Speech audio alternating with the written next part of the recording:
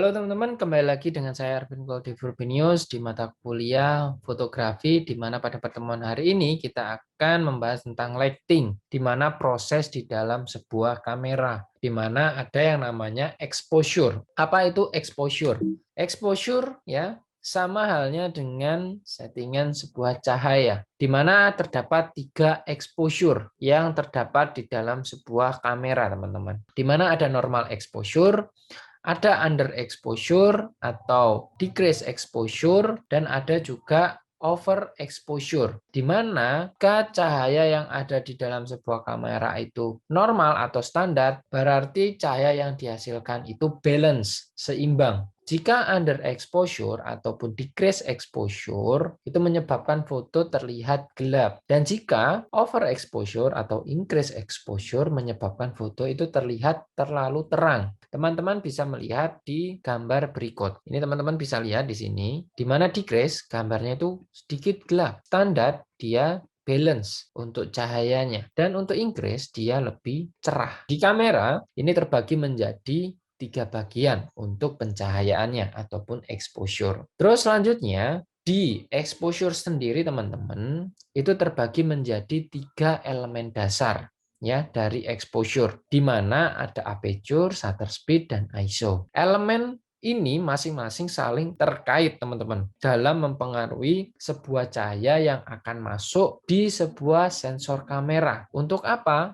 Untuk merekam foto ataupun mengambil gambar sebuah foto. ISO, shutter speed, dan aperture ini juga memiliki fungsi masing-masing meskipun saling berkaitan dan mempengaruhi cahaya. Sebelum kita masuk di segitiga exposure menjelaskan satu persatu, nah mungkin teman-teman harus tahu cara mengatur exposure di device teman-teman, entah itu di smartphone ataupun di DSLR. Dimana kalau misalkan teman-teman menggunakan smartphone, pastinya ketika teman-teman mengunci sebuah objek akan ada exposure yang ada tanda ini teman-teman. Nah, ketika cahaya ini dinaikkan ataupun exposure ini dinaikkan, cahaya yang masuk akan banyak ya, over. Jika cahaya ini kita turunkan, akan menghasilkan under. Cahaya yang masuk di kamera sedikit yang mengakibatkan foto menjadi gelap. Itu untuk pengaturan smartphone. Nah, kalau untuk pengaturan DSLR itu ada 2 cara teman-teman. Ada yang auto, ada yang manual. Nah, untuk manual, teman-teman harus mengatur shutter speed, aperture, dan ISO ataupun ASA. Di mana ini yang akan mengatur sebuah exposure. Di mana metering ini akan yang mengidentifikasi hasil settingan shutter speed, aperture, dan ISO kita itu di posisi under, over, ataupun standar. Jika settingan auto, kita tidak perlu lagi mengatur shutter speed, aperture, dan ASA. Semua akan secara otomatis sistem yang ada di kamera yang akan mengatur untuk intensitas sebuah cahaya ataupun exposure. Mari kita bahas satu persatu, teman-teman. Apa dampak yang dihasilkan di setiap 3 elemen segitiga exposure ini. Nah, yang pertama kita akan bahas tentang bukaan ataupun aperture, di mana diafragma ini yang akan mengatur banyak sedikitnya cahaya yang masuk ditangkap oleh sensor kamera. Misal, jika teman-teman memiliki focal length, ya focal length itu sudah kita bahas di pertemuan sebelumnya, ya. Jadi jika focal length yang ada pada lensa itu 100 mili, ya 100 mili, dan kita memiliki nilai aperture adalah f/4, maka itu artinya aperture akan terbuka dengan diameter 25 mm. Dihasilkan dari mana? Dihasilkan dari 100 dibagi 4. Nah, nanti juga akan berbeda ketika misalkan 50 mili. Nanti aperturnya f1/4, 1,4. Nah, nanti tinggal 50 dibagikan 1,4 ataupun 2 ataupun lain sebagainya. Disesuaikan dengan nilai aperture-nya nanti dan focal length. Apa pengaruh besar kecil sebuah aperture, teman-teman? Besar kecil sebuah aperture ini sangat berpengaruh, teman-teman. Berpengaruh pada apa? Pada depth of field-nya, ya, pada sebuah foto. Di mana ya semakin kecil nilai aperture-nya, ya, semakin besar bukaan sebuah lensa. Hasil yang dihasilkan untuk deep of field-nya ketika kita menggunakan nilai f yang kecil dengan bukaan yang besar, deep of field-nya itu sempit. Dimana kalau misalkan kita lihat pada gambar ini, objek yang bisa diambil fokusnya adalah objek yang ada di depan ini, teman-teman. Dan untuk bagian yang belakang itu udah out of focus atau biasa kita sebut dengan blur kayak gitu. Makanya kenapa ketika kita ingin menghasilkan foto-foto yang bokeh, kita pasti akan menggunakan aperture yang kecil dengan bukaan yang lebar. Semakin besar nilai sebuah aperture, teman-teman, misalkan kita batasi di 5,6 ini, bukaan akan sedikit menutup dibanding sebelumnya yang besar ya, besar terus di sini semakin mengecil bukaannya. Nah, deep of field yang dihasilkan teman-teman ya, deep of field yang dihasilkan itu untuk fokusnya yang tadinya hanya bunga, dia bisa sampai gambar rusa yang fokus di mana kita menggunakan f per 5,6. Untuk tanaman atau tumbuhan yang di sini itu dia out of the focus di mana hasilnya juga blur. Nah, bisa teman-teman lihat di sini untuk objeknya di sini bunga dan rusanya dia fokus, tetapi di pohonnya dia blur. Semakin besar lagi untuk nilai aperture-nya dinilai f per 16 misalkan, bukaan atau bukaan lensa itu semakin kecil, teman-teman. Semakin kecil. Hasil yang dihasilkan untuk deep of field-nya ya, deep of field-nya dia detail semua, teman-teman. Jadi dari bunga, rusa sampai pohon ini fokus semua.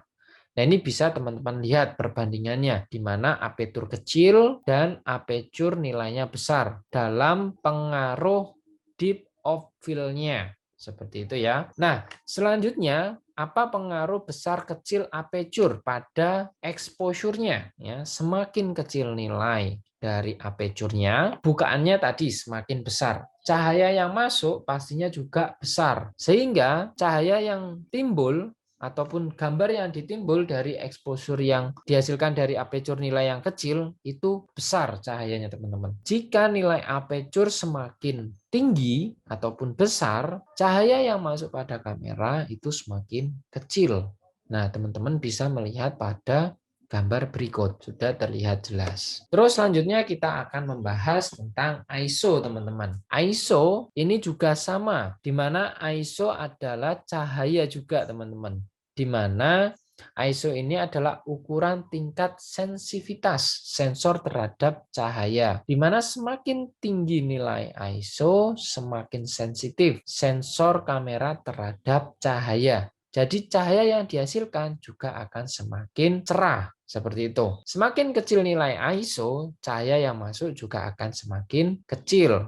Nah, teman-teman bisa melihat di ya pada gambar ini. Nah, apa pengaruh besar kecil ISO? Ternyata besar kecil ISO juga sangat berpengaruh pada sebuah gambar, teman-teman. Nah, itu juga sudah kita bahas di slide sebelumnya. Pengaruhnya besar kecil pada sebuah ISO itu pada cahayanya, teman-teman. Di mana semakin besar nilai ISO, ya, hasil gambar yang dihasilkan adalah noise, di mana ada titik-titik ini, teman-teman.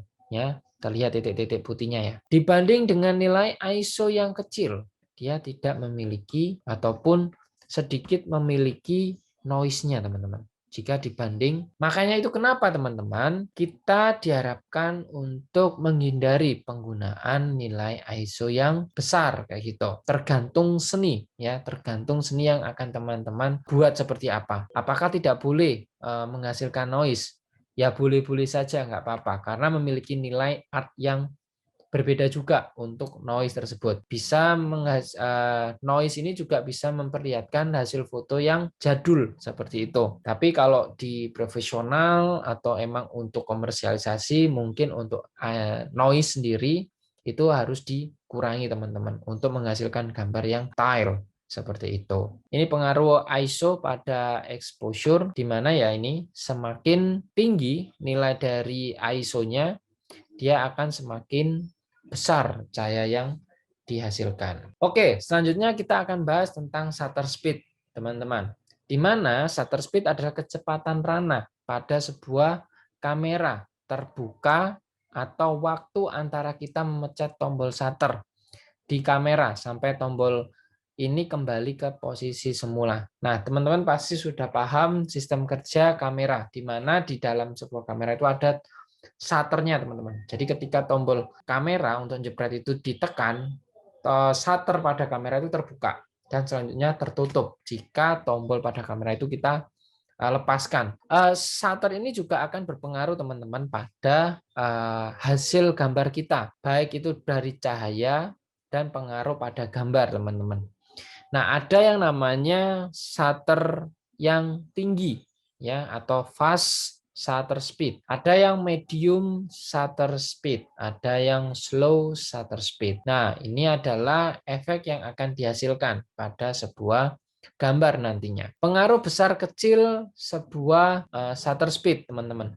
Semakin besar nilai shutter speed pada foto, semakin freeze ya, semakin memfreeze ataupun semakin membekukan sebuah objek, teman-teman ya. Terus semakin kecil nilai shutter speed pada foto, semakin blur objek yang bergerak. Nah, ini teman-teman bisa melihat di gambar berikut ya. Semakin besar nilainya, semakin objek itu akan terfreeze ataupun dibekukan.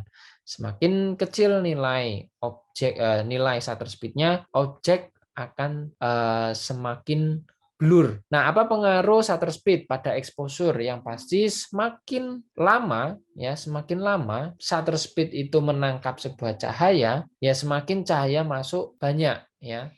Tetapi semakin cepat shutter speed itu bergerak, semakin kecil cahaya yang akan masuk di kamera. Jadi secara kesimpulannya, teman-teman, semakin besar nilai shutter speed yang kita gunakan, akan gelap untuk hasil exposure-nya. Ketika kita menggunakan shutter speed yang kecil, semakin banyak cahaya yang akan masuk. Karena apa? Sekali lagi, karena lambat cepatnya sebuah shutter itu membuka dan menutup sebuah shutter. Nah, itu teman-teman tentang exposure.